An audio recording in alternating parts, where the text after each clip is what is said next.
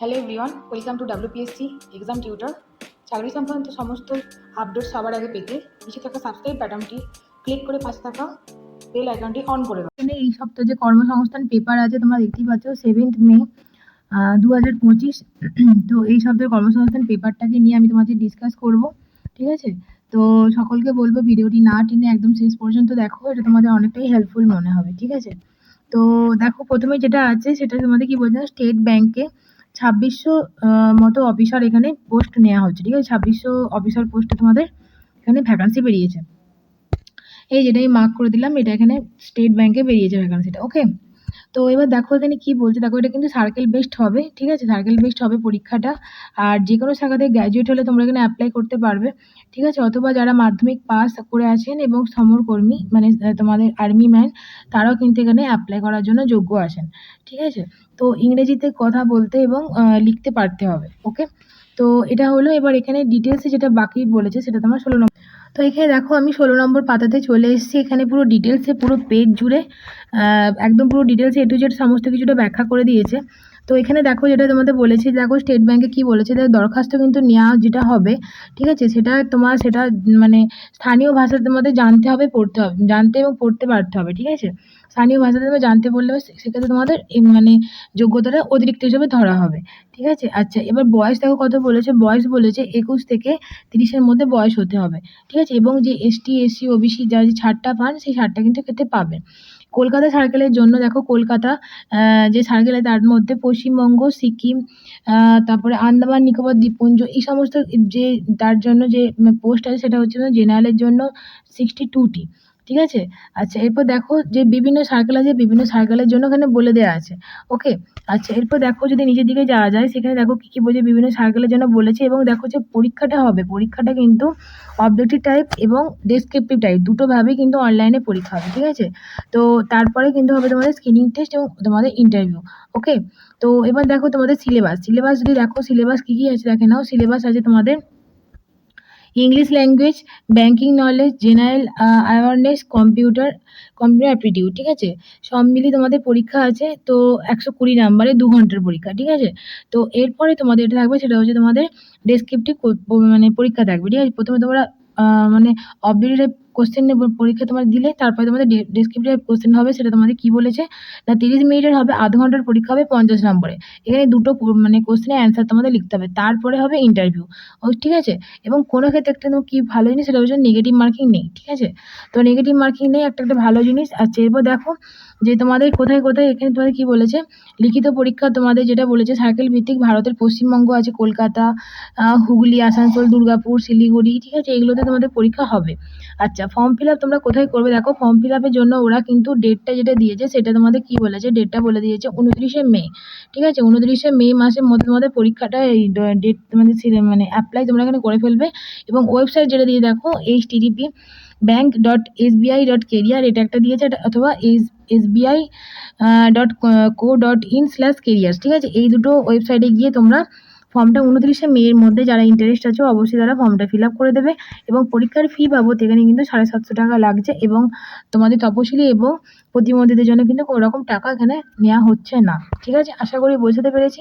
চলো নেক্সট কি আছে দেখে নেওয়া যাক। আচ্ছা, এখানে আমি আরেকটা তোমাদের যেটা বলে দিচ্ছি সেটা হচ্ছে যে দেখো এটা তো তোমাদের নোটিফিকেশন এখন যেটা মানে তোমরা যেগুলোতে অ্যাপ্লাই করতে পারবে সেগুলোর জন্য তোমাদের একটা মানে তোমাদের পেপারে যে পেপার সেটা তোমাদের কাছে আমি ডিসকাস করছি। কিন্তু দেখো এই পেপারের মধ্যে একটা সুন্দরভাবে এখানে ছক করে দুটো ছক আছে, সেই ছকটা আমি ডিসকাস করে দিচ্ছি। এখন বর্তমানে কি কি পরীক্ষা কবে হবে সেটা দেখো, এখানে একটা শর্ট করে সুন্দরভাবে ক্যালেন্ডারের মতো দেওয়া আছে। সেটা দেখো যেটা বলেছে যে তোমাদের যেটা হচ্ছে যে WBCS পরীক্ষা তোমাদের কবে হচ্ছে, ঠিক আছে? WBCS পরীক্ষা তোমাদের এটা বলেছে 7ই সেপ্টেম্বর হবে 2025। এটা কিন্তু এখনো ফর্ম ফিল আপ হয়নি। ইউপিএসসি ইঞ্জিনিয়ারিং তোমাদের প্রিলিমিনারি পরীক্ষা হবে 8ই জুন 2025। তারপর ক্লার্কশিপের পার্ট 2 যেটা তোমাদের আগে পার্ট 1টা হলো সেটা তোমাদের হবে 15ই জুন 2025, ঠিক আছে? তারপর পিএসসি ক্লার্কশিপ পার্ট 1, ঠিক আছে? 24-এর এখনো ফর্ম ফিল আপ হয়নি, এটা হবে ডিসেম্বর মাসে। মিসলেনিয়ার্সের পরীক্ষাটা হবে তোমাদের 23শে November 2025। Motor vehicle inspector non technical 9 November. Motor vehicle inspector technical সেটা তোমাদের 16ই নভেম্বর। ইউজিসি নেট হবে 21শে জুন থেকে 30শে জুন পর্যন্ত, ঠিক আছে? তো এরপর দেখো যেটা বলছে তোমাদের তোমাদের আর কি আছে, প্রেসিডেন্সি বিশ্ববিদ্যালয়ে যে ডিগ্রি আছে সেটার জন্য তোমাদের যে পরীক্ষা হয় সেই পরীক্ষাটা তোমাদের হবে 21 থেকে 22 জুন, ঠিক আছে, 21 থেকে 22 জুন। এবং সিএপিএফ পরীক্ষা যেটা আছে সেটা তোমাদের হবে 23 আগস্ট। এবং ইউপিএসসি আইইএস অথবা আইএএস পরীক্ষা যেটা আছে সেটা তোমাদের আইএসএস পরীক্ষাটা হবে তোমাদের 20 জুন থেকে, ঠিক আছে। আচ্ছা, ইউপিএসসি সিভিল সার্ভিস পরীক্ষা হবে 25 মে, যেটা সামনেই চলে এসছে। এবং দেখো এসবিআই সার্কেল বেস পরীক্ষা হবে জুলাই, ঠিক আছে, যেটা নিয়ে আমি একটু আগে আলোচনা করলাম। এটা দেখো ফর্ম ফিল আপের জন্য ওয়েবসাইটটা যে দিয়ে দিয়েছে, ঠিক আছে। তো এটা হলো কি বলতো, এটা হলো তোমাদের কি কি পরীক্ষা হবে আর এখন বর্তমানে কি কি পরীক্ষার দরখাস্ত চলছে সেটা একটা সুন্দরভাবে এখানে বলে দেওয়া আছে। সেটা আমি আলোচনা করে দিচ্ছি, এখানে তোমরা দেখে নাও। সেটা তোমাদের কি বলেছে দেখো, প্রথমে এটা বলেছে, সেটা বলেছে তোমাদের অডিট, ঠিক আছে, পিএসসি অডিট। সেটা এখনো মানে কোনো রকম ডেট দেয়নি, এটা একটা জাস্ট দিয়ে রেখেছে ওয়েবসাইট। তোমরা এখানে চেক করতে থাকবে, কদিনের মধ্যে হয়তো এসে যাবে, কিছুদিনের মধ্যে। তারপর পিএসসি ক্লার্কশিপ, এটারও কিছু দেয়নি, কিন্তু এই যে ওয়েবসাইট দিয়ে দিয়েছে। তারপর মিসলেনিয়াস সার্ভিসে অনেক কিছু দেয়নি, এটারও তোমার ওয়েবসাইট দিয়ে দিয়েছে, ঠিক আছে। আচ্ছা, এরপর যেগুলো দিয়েছে দেখো, কৃষি দপ্তরের লেকচারার, এটা হিসাবে কিন্তু শেষ তারিখ কিন্তু 21 মে 2025। এটার ওয়েবসাইট আছে www.asrb.org.in, ঠিক আছে। তো এরপর দেখো আর কি কি আছে, দেখো এরপর যেটা তোমাদের ডেট দিই সেটা হচ্ছে যে এস এস জে হচ্ছে যে এসজেএন লিমিটেড এক্সিকিউটিভ, ঠিক আছে। এখানে তোমাদের 114টা ভ্যাকান্সি আছে, গ্র্যাজুয়েট লাগবে। আর লাস্ট ডেট কত বলেছে, লাস্ট ডেট বলেছে 18 মে, ঠিক আছে। তারপরে আছে বীরভূম জেলার তোমাদের আশাকর্মী আছে, তারা হচ্ছে যে তোমরা হচ্ছে যে এখানে অ্যাপ্লাই করতে পারবে। সেখানে তোমাদের ভ্যাকান্সি কথা বলেছে, ভ্যাকান্সি বলেছে 32টা। এবং তোমাদের যে লাস্ট ডেট আছে সেই লাস্ট ডেটটা ওখানে দেখে নাও, ঠিক আছে, 20 মে 2025। ওকে।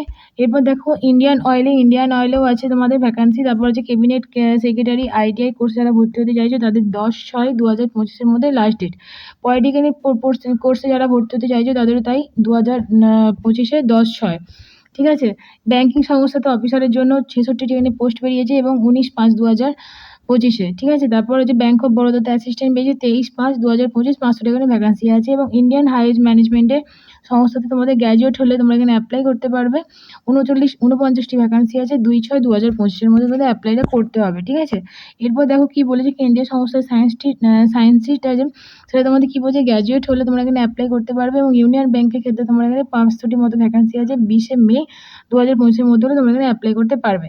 তো এই ছিল, এটা একটা সুন্দর ছক যেটা তোমাদের কর্মসংস্থান পেপারে থাকে প্রতি সপ্তাহে। এটা আমি একটু বলে দিলাম, এটা তোমাদের অনেকটা সুবিধা হবে। চলো নেক্সট যেটা আছে সেটা আমরা ডিসকাস করবো। তো এরপর দেখো যেটা বলেছে যে তোমাদের শিল্প উন্নয়ন ব্যাংক, ঠিক আছে, শিল্প উন্নয়ন ব্যাংকে তোমাদের যে অফিসার পোস্টের জন্য এখানে ভ্যাকান্সি পেয়েছে 676টি, ঠিক আছে। তো এখানে দেখো যেটা বলছে কি পোস্টের জন্য নেওয়া আছে, জুনিয়র অ্যাসিস্ট্যান্ট ম্যানেজার, ঠিক আছে, গ্রেড ও, ঠিক আছে। এক্ষেত্রে তোমাদের ভ্যাকান্সি আছে 676টি। কি করতে হবে না, 60% নাম্বার পেতে হবে গ্র্যাজুয়েটে, কম্পিউটার চালানোর দক্ষতা থাকতে হবে, বয়স হতে হবে 20 থেকে 25-এর মধ্যে, ঠিক আছে।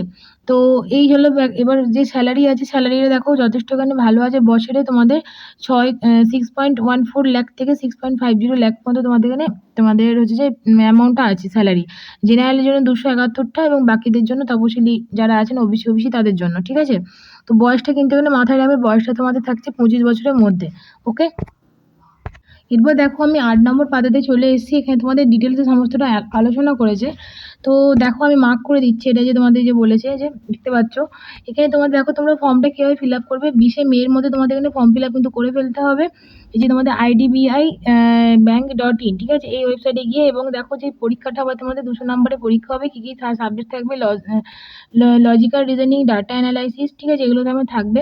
কোয়ান্টিটিভ অ্যাপটিটিউড থাকবে, জেনারেল ইকোনমিক, ব্যাংকিং নলেজ হিসাবে তোমাদের টোটাল থাকবে 2 ঘন্টার পরীক্ষা এবং নেগেটিভ মার্কিং থাকবে, ঠিক আছে। ফিস বাবদ দেখে নাও, ফিসটা অবশ্যই মাথায় রাখবে, প্রায় 1000 টাকার উপরে ফিস আছে, 1050 টাকা। এবং তোমাদের যারা প্রতিবন্ধী অথবা সমরকর্মী হলে সেক্ষেত্রে তোমাদের 250 টাকা এখানে ফিস আছে। ওকে, আশা করি বোঝাতে পেরেছি। তো এই ছিল তো সমস্ত ব্যাপারটা। চলো নেক্সট কী আছে দেখে নেওয়া যাক। তো এরপর দেখো, এরপর যেটা বলেছে ওভারসিজ ব্যাংক, ঠিক আছে, ওভারসিজ ব্যাংকে তোমাদের 400টার মতো যেখানে অফিসার পোস্টের জন্য ভ্যাকান্সি বেরিয়েছে।